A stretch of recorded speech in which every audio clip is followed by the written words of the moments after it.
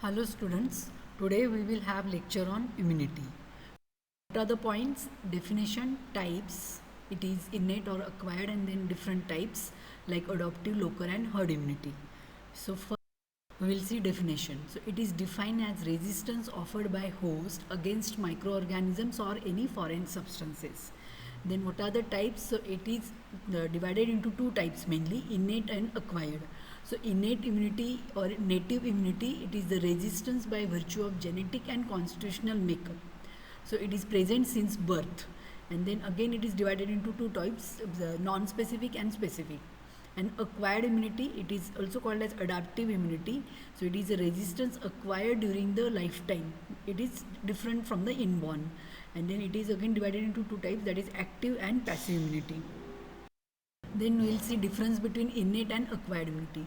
So innate immunity, it is present since birth, microbial exposure not required, it acts immediately, no memory present, and mechanism can be barriers like anatomical barrier, physiological barriers, or secretory products in the body and normal resident flora which protect from the pathogenic organisms. And it is divided into two types, specific and non-specific immunity. Then acquired immunity, it is acquired during course of life, microbial exposure is required, it does not act immediately, it takes some time to act to form the antibodies, and then memory is present for the second or subsequent infection, and mechanism is of by T cells or B cells, and it is divided into two types mainly, active and passive, and each is divided into natural and artificial. So now what are the components of innate immunity? This we will see in detail. So anatomical barriers, physiological barriers, then resident flora, phagocytes, natural killer cells and complements present in blood. And the components of the acquired immunity, they are T cells, B cells and complements. So now this we already saw, types of immunity. Innate immunity is non-specific, and then it is divided into species, racial and individual, and again specific immunity, it is divided into species, racial and individual.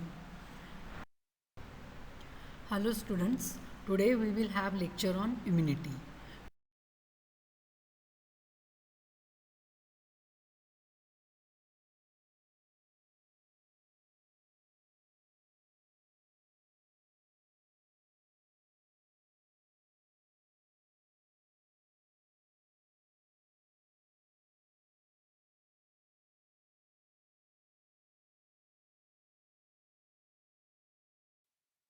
The mechanism of immunity, innate immunity, so this is first line defense. So examples are, first is anatomical barrier, so skin, mucosa. So skin, intact skin and mucosa prevent entry of microorganisms.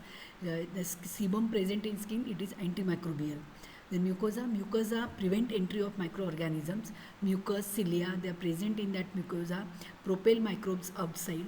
Example, cilia in respiratory tract. Then coughing, sneezing and urine flush, these all mechanisms, they remove bacteria. Then secretory products, they inhibit growth of microorganisms.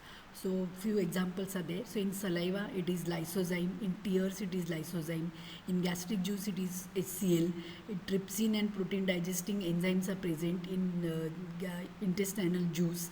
Then bile salts, they rupture the bacterial cell membrane and then thus cause the killing of the microorganisms. Then lactoferrin bind to the iron and inhibit bacteria. Spermine inhibit bacteria in semen. Sebum contains chemical toxin to kill the bacteria. Then physiological barrier, so temperature which inhibit growth of the bacteria. Low pH, that is gastric acidity, inhibit growth of bacteria. So here you can see examples of non-specific defenses. So mucous membrane are physical barriers to microbes. Lysozymes present in tear and saliva. Then mucus coated hairs in the nose trap inhaled particles. Mucosa of the upper respiratory tract is ciliated, and that cilia in trachea help moving out the bacteria away from the lower respiratory passage. Flushing mechanisms like coughing, sneezing, lacrimation, salivation, peristalsis, urination, so they all help to flush out the microorganisms.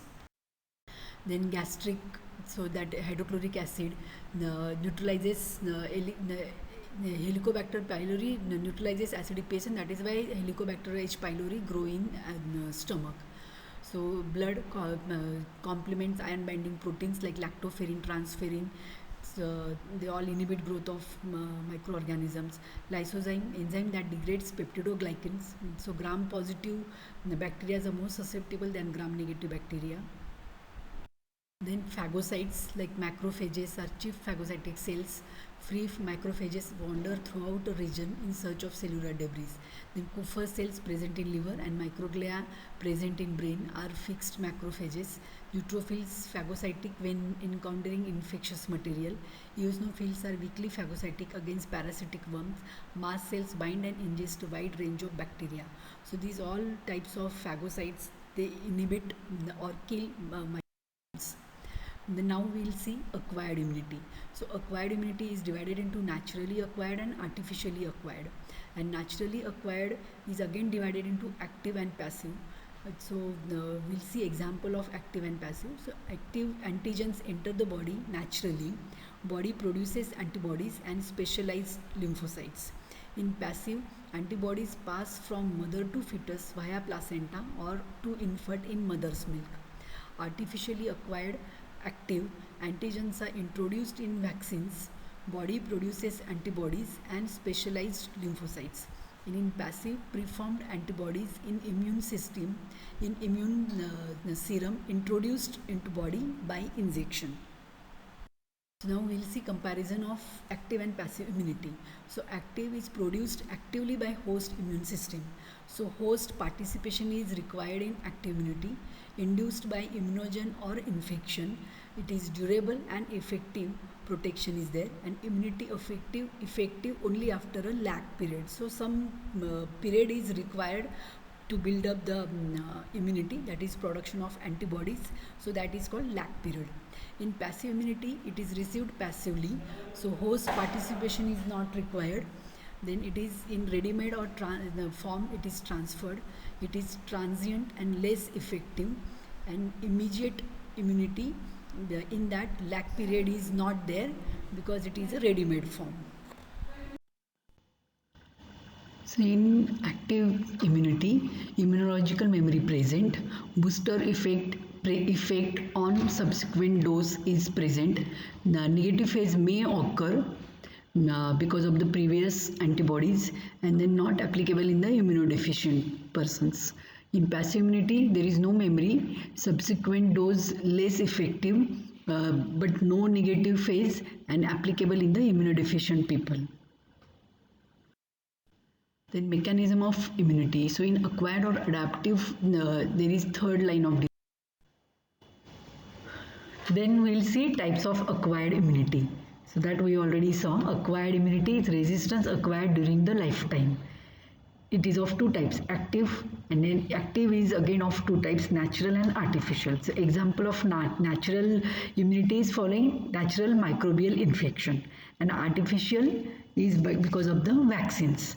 And then passive, it is again divided into natural and artificial. So natural example is immunity transferred from mother to fetus, and artificial through the immunoglobulins or ready-made antiserans.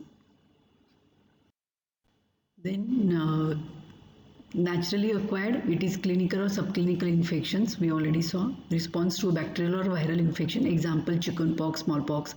Artificial acquired active immunity, response to a vaccine of dead or attenuated pathogens. Immunity is provided by the vaccination.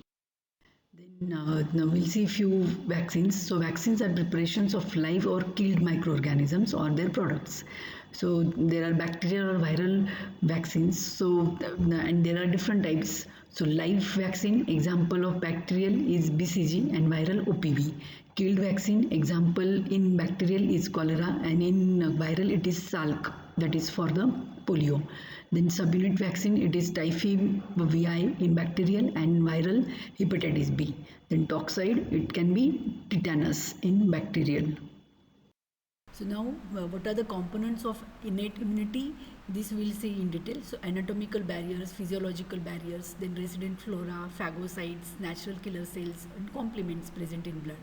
And the components of the acquired immunity, they are T cells, B cells, and complements.